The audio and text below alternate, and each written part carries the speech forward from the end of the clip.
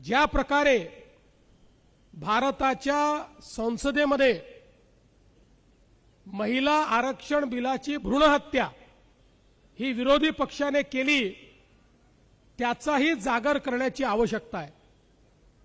आणि ही मंडळी सिरियल लायर आहेत, रोज खोटं बोलतात, दिवसातनं 5 वेळा खोटं बोलतात। या प्रत्येकाला हे माहिती आहे, 2023 साली ज्यावेळेस महिला आरक्षण विधेयक आलं, एकमताने ते पारित झालं। द्यावी असं मला वाटत नाही। खोटं बोलण्याला हे लागतं। महिला बिलाच्या बद्दलचं ज्या पद्धतीनं लोकांना भ्रमित करण्याचं काम ते करतात आहे।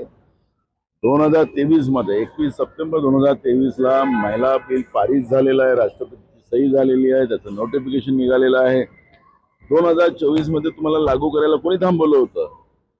आज 181 महिला सभागृहात आपल्याला पाहायला मिळाले असते। ही सत्तेतली मानसिकता बहुजनांकडून त्याच्या तोंडातला घास हिसकण्याचा प्रयत्न करतात आहेत आणि म्हणून स्वतःच ते खोटं बोलतात आणि म्हणून या खोट्या बोलणाऱ्या लोकांना आता जनतेने ओळखून घेतलेलं आहे आणि भाजप पासून लोक कंटाळलेली आहेत, अशी परिस्थिती आज आहे।